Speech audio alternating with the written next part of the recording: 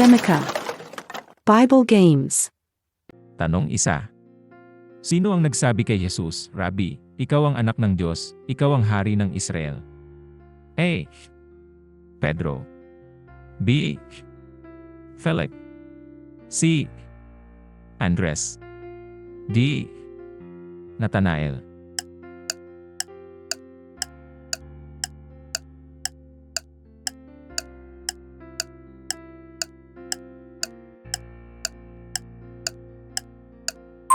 Ang sagot ay D.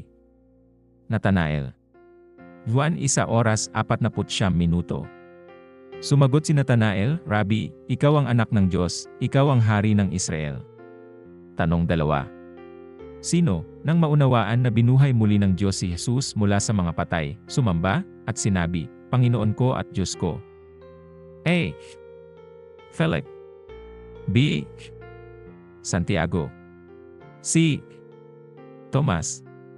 D. Pedro.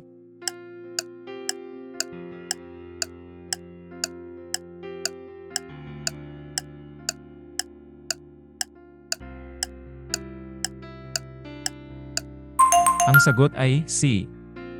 Tomas. Juan 20:28. Sinabi ni Tomas sa kanya, Panginoon ko at Diyos ko. Tanong 3. Sino ang nagtanong kay Jesus, paano namin malalaman ang daan? A.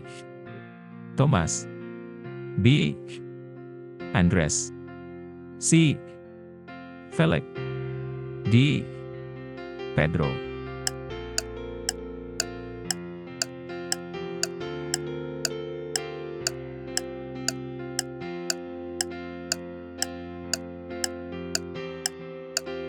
Ang sagot ay A. Tomas. Juan 14:5. Sinabi ni Tomas sa kanya, Panginoon, hindi namin alam kung saan ka pupunta, kaya paano namin malalaman ang daan? Tanong 4. Sino ang nagsabi, kung ang aming ebanghelyo ay natatago, ito ay natatago sa mga nawawala? A. Pedro. B. Pablo. C. Jesus. D. Juan.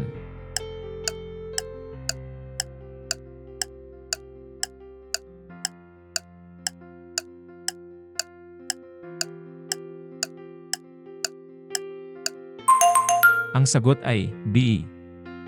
Pablo. 2 Korinto 4:3. At kahit na ang aming ebanghelyo ay natatago, ito ay natatago sa mga nawawala. Tanong 5. Sino ang tumawag kay Maria ang ina ng aking Panginoon? A. Ana. B. Simon. C. Elizabeth. D. Zacarias.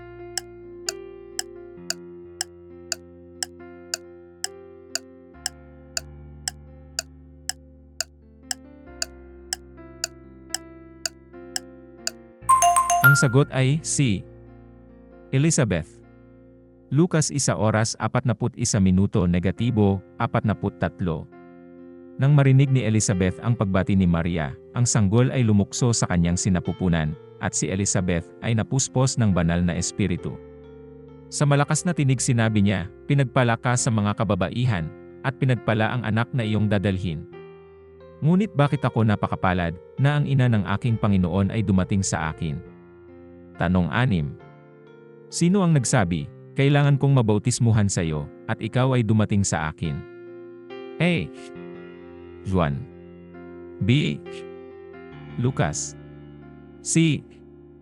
Pedro. D. Pablo.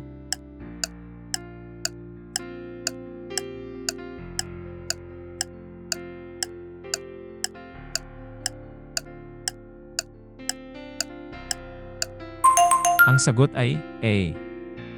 Juan. Mateo 3:14. Ngunit sinubukan siyang pigilan ni Juan, na sinasabi, Kailangan kong mabautismuhan sa iyo, at ikaw ay dumating sa akin. Tanong 7.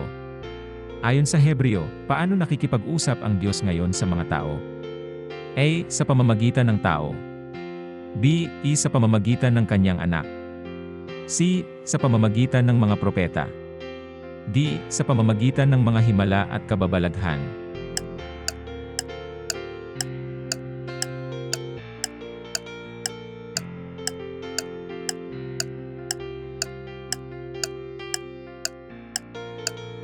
Ang sagot ay B. Sa pamamagitan ng kanyang anak. Hebreo 1:2. Ngunit sa mga huling araw na ito ay nagsalita siya sa atin sa pamamagitan ng kanyang anak, na kanyang hinirang na tagapagmana ng lahat ng bagay, at sa pamamagitan ng kanya rin ay ginawa ang sansinukob. Tanong 8. Sino ang nagsasalita dito? At ibinigay ko ang aking puso upang malaman ang karunungan, at upang malaman ang kabaliwan at kahangalan. A. David. B. Solomon. C. Ang mayamang kabataan. D. Pablo.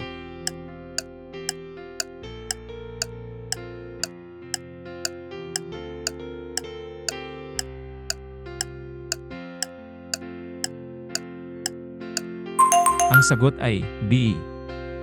Solomon. Ecclesiastes 1:17. Pagkatapos ay inilaan ko ang aking sarili sa pag-unawa ng karunungan, at gayon din ng kabaliwan at kahangalan, ngunit natutunan ko na ito rin ay isang paghabol sa hangin. Tanong 9. Ano ang ikinagulat ng mga tao sa Pentecosts na narinig ang mga disipulo na nagsasalita? A. Ang bawat isa ay nakarinig sa kanyang sariling wika. B. Ang mga disipulo ay nagsasalita ng may kapangyarihan. C. Ang mga disipulo ay may mga dila ng apoy sa kanilang mga ulo. D. Ang mga disipulo ay nagpapagaling ng mga tao.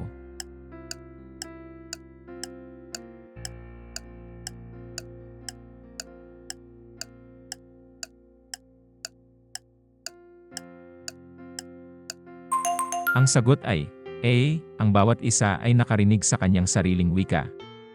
Gawa 2:6. Nang marinig nila ang tunog na ito, nagkatipon ang maraming tao sa pagkamangha, sapagkat ang bawat isa ay nakarinig ng kanyang sariling wika na sinasalita. Tanong 1-0. Bakit pinaalis ng Diyos ang mga Anakita, at ibinigay ang kanilang lupain sa mga Israelita? A. Sapagkat ang mga Anakita ay masama. B. Sapagkat hiniling ni Moises ito sa Diyos. C. Sapagkat mahal ng mga Israelita ang Diyos. D. Sapagkat sa lahat ng pinagdaanan ng mga Israelita.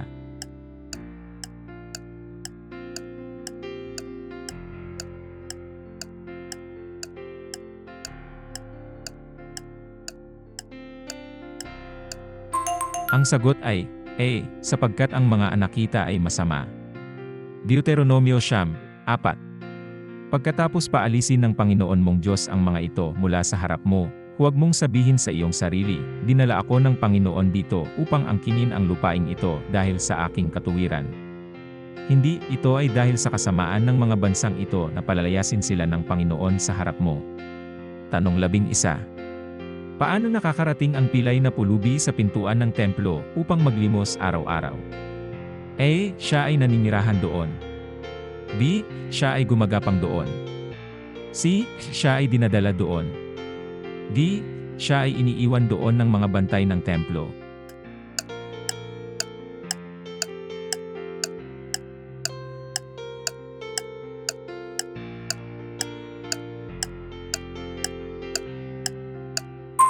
Ang sagot ay C. Siya ay dinadala doon. Gawa 3:2. Ngayon ay may isang lalaki na pilay mula sa kapanganakan na dinadala sa pintuan ng templo na tinatawag na Maganda, kung saan siya ay inilalagay araw-araw upang maglimos sa mga pumapasok sa templo. Tanong 12. Paano nalalaman ng mga Israelita kung oras na upang kunin ang mga tolda at lumipat ng kampo? A. Sila ay lumilipat kasama ng mga panahon. B. Kapag ang ulap ay umalis mula sa tabernakulo. C. Nagpadala ng mensahe ang Diyos sa pamamagitan ni Moises. D. May isang ibon na lumalapag sa tolda at nagdidirekta sa kanila.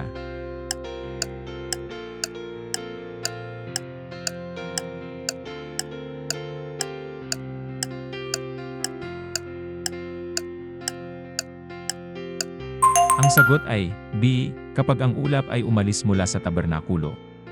Mga bilang 9:17. Tuwing ang ulap ay umaangat mula sa ibabaw ng tolda, ang mga Israelita ay naglalakbay, saan man humihinto ang ulap, doon nagkakampo ang mga Israelita. Tanong 13. Bakit nagsimulang magsalita laban kay Moises sina Aaron at Miriam habang sila ay nasa ilang? A. Sapagkat siya ay nagpakasal sa isang babae mula sa Ethiopia. B. Sapagkat sila ay nainggit sa kanya. C. Sapagkat tinanong nila ang kanyang pamumuno. D. Sapagkat siya ay mahigpit na humatol sa mga tao.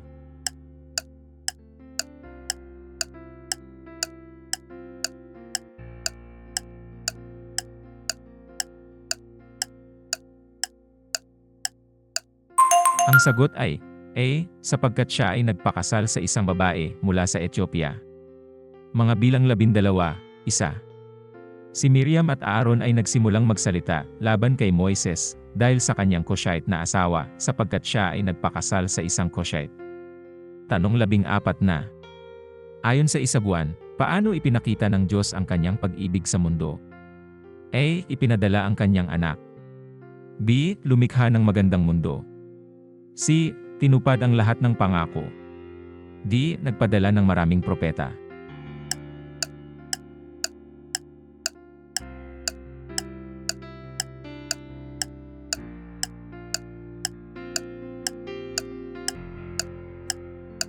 Ang sagot ay A. Ipinadala ang kanyang anak. Isabuan 4, Siyam. Ganito ipinakita ng Diyos ang kanyang pag-ibig sa atin. Ipinadala niya ang kanyang bugtong na anak sa mundo upang tayo ay mabuhay sa pamamagitan niya. Tanong 15. Ano ang nais ituro ng Diyos sa mga matitigas ang ulo ng mga Israelita na hindi nakipaglaban sa mga digmaan? A. Nais ng Diyos na hatulan sila. B. Nais ng Diyos na turuan sila tungkol sa digmaan. C. Nais ng Diyos na turuan sila tungkol sa kanyang sarili. D. Nais ng Diyos na turuan sila na makinig sa Kanya.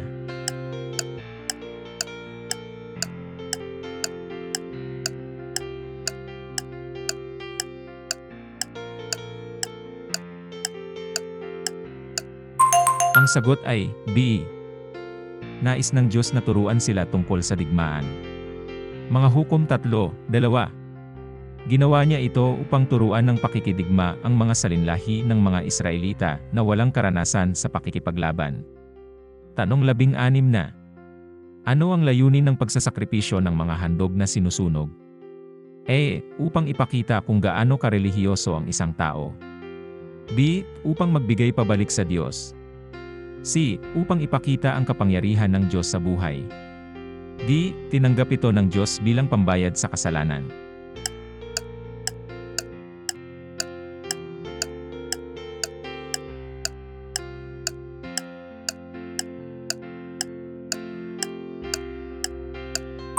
Ang sagot ay D. Tinanggap ito ng Diyos bilang pambayad sa kasalanan.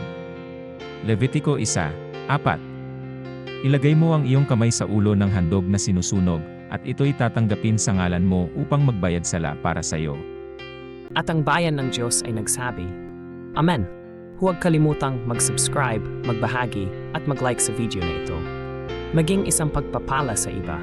Bawat like at pag-share ay tumutulong sa atin na ikalat ang Ebanghelyo. Mangyaring mag-iwan din ng komento sa ibaba. Pagkatapos, bisitahin ang aming channel page.